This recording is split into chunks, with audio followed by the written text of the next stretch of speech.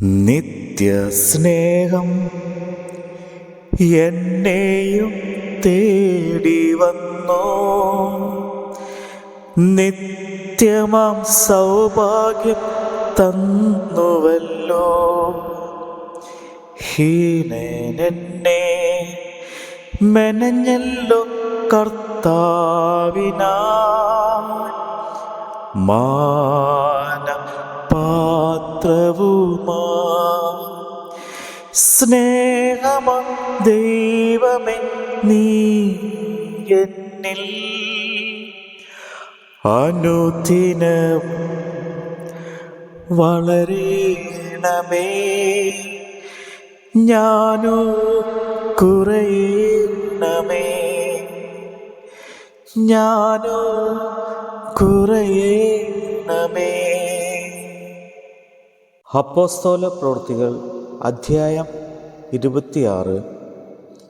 അഗ്രിപ്പാവ് പൗലോസിനോട് നിന്റെ കാര്യം പറയുവാൻ അനുവാദമുണ്ട് എന്ന് പറഞ്ഞപ്പോൾ പൗലോസ് കൈനീട്ടി പ്രതിവാദിച്ചത് എന്തെന്നാൽ, അഗ്രിപ്പ രാജാവേ, യഹൂദന്മാർ എൻ്റെ മേൽ ചുമത്തുന്ന ഈ എല്ലാ കുറ്റങ്ങളെക്കുറിച്ച് ഇന്ന് തിരുമുമ്പാകെ പ്രതിപാദിപ്പാൻ ഇടവന്നതുകൊണ്ട്, വിശേഷാൽ നീ യഹൂദന്മാരുടെ ഇടയിലെ ആചാരങ്ങളും തർക്കങ്ങളുമെല്ലാം അറിയുവാൻ ആകയാൽ ഞാൻ ഭാഗ്യവാൻ എന്ന് നിരൂപിക്കുന്നു.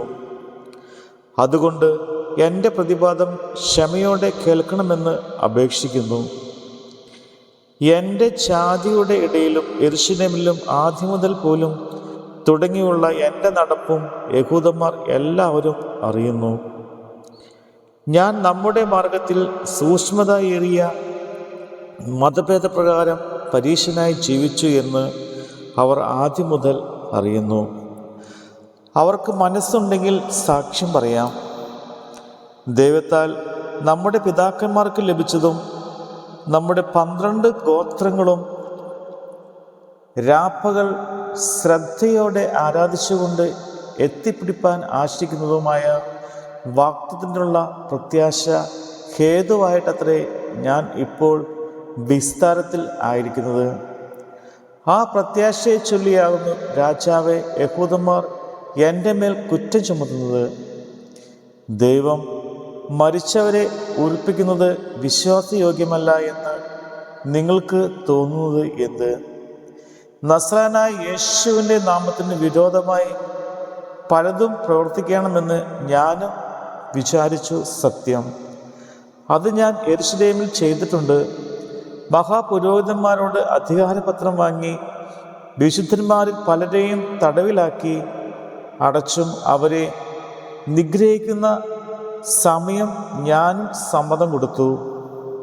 ഞാൻ എല്ലാ പള്ളികളിലും അവരെ പലപ്പോഴും ദണ്ഡിപ്പിച്ചുകൊണ്ട് ഭൂഷണം പറയുവാൻ നിർബന്ധിക്കുകയും അവരുടെ നേരെ അത്യന്തം ഭ്രാന്ത് പിടിച്ച് അന്യ പട്ടണങ്ങളോളം ചെന്ന് അവരെ ഉപദ്രവിക്കുകയും ചെയ്തു.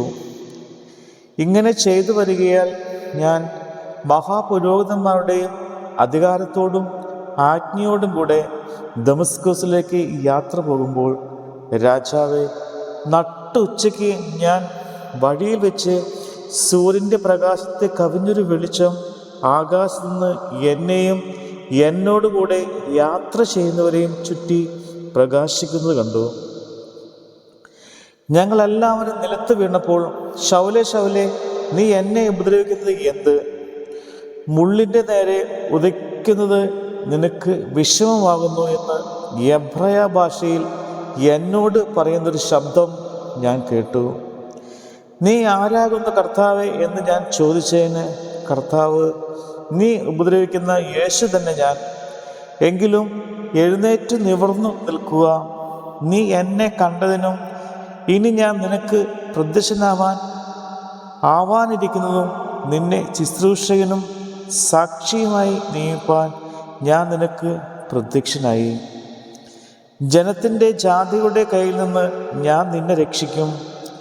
അവർക്ക് പാപമോചനവും എന്നിലുള്ള വിശ്വാസത്താൽ ശുദ്ധീകരിക്കപ്പെടുന്നവരുടെ ഇടയിൽ അവകാശവും ലഭിക്കേണ്ടതിന് അവരുടെ കണ്ണ് തുറപ്പാനും അവരെ ഇരുളിൽ നിന്ന് വെളിച്ചത്തിലേക്കും സാത്താൻ്റെ അധികാരത്തിൽ നിന്ന് ദൈവത്തിങ്കിലേക്ക് തിരിപ്പാനും ഞാൻ ഇപ്പോൾ നിന്നെ അവരുടെ അടുക്കൽ അയക്കുന്നു എന്ന് കൽപ്പിച്ചു. അതുകൊണ്ട് അഗ്രിപ്പ രാജാവേ, ഞാൻ സ്വർഗീയ ദർശനത്തിന് അനുസരണക്കേട് കാണിക്കാതെ ആദ്യം ദമസ്കൂസിലും യെരുശലേമിലും യഹൂദ്യ ദേശത്തെങ്ങും ഉള്ളവരോടും പിന്നെ ജാതികളോടും മാനസാന്തരപ്പെട്ട് ദൈവത്തിലേക്ക് തിരിഞ്ഞ് മാനസാന്തരത്തിന് യോഗ്യമായ പ്രവൃത്തി ചെയ്യണമെന്ന് പ്രസംഗിച്ചു. ഇതു നിമിത്തം യഹൂദന്മാർ ദേവാലയത്തിൽ വെച്ച് എന്നെ പിടിച്ച് കൊല്ലുവാൻ ശ്രമിച്ചു. എന്നാൽ ദൈവത്തിൻ്റെ സഹായം ലഭിക്കയാൽ ഞാൻ ഇന്ന് വരെ നിൽക്കുകയും ചെറിയവരോടും വലിയവരോടും സാക്ഷ്യം പറഞ്ഞു പോരുകയും ചെയ്യുന്നു. ക്രിസ്തു കഷ്ടം അനുഭവിക്കുകയും മരിച്ചവരുടെ പുനരുദ്ധാനത്തിൽ ആദ്യമായി ജനത്തോടും ജാതികളോടും വെളിച്ചമറിയിക്കുകയും ചെയ്യുമെന്ന് പ്രവാചകന്മാരും മോശയും ഭാവി കാലത്തെക്കുറിച്ച് പ്രസ്താവിക്കുന്നതിനൊഴികെ വേറെ ഒന്നും ഞാൻ പറയുന്നില്ല.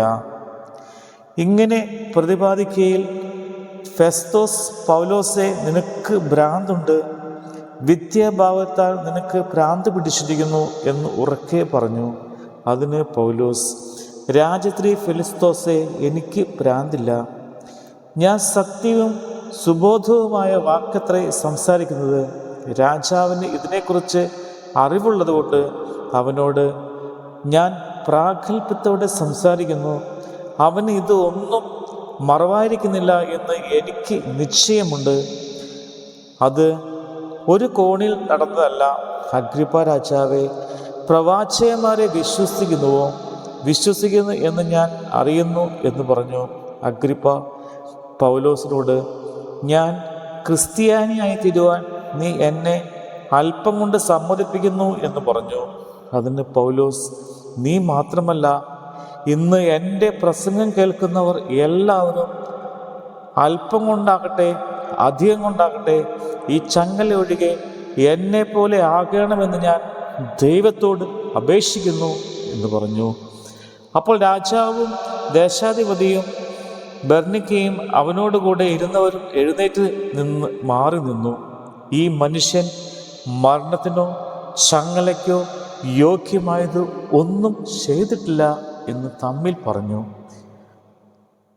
കൈസരെ അഭയം ചൊല്ലിയിരുന്നില്ലെങ്കിൽ അവനെ വിട്ടയപ്പാൻ കഴിയുമായിരുന്നു എന്ന് അഗ്രിപ്പാവ് ഫെസ്തോസിനോട് പറഞ്ഞു. നമ്മുടെ കർത്താവിൻ്റെ വചനമാണ് നമ്മൾ കേട്ടത്. ലോകത്തിൽ ഞാൻ ദരിദ്രനായിടിലും നിൻ സ്നേഹം മതിയെനിക്കാശ്വാസമാ. ദൈവസ്നേഹം എന്നെയും ആത്മാവിനാൽ സമ്പന്നമാക്കിയല്ലോ. സ്നേഹമ ദൈവമേ, നീ എന്നിൽ അനുദിനവും വളരണമേ. ഞാനോ കുറയണമേ, ഞാനോ കുറയണമേ.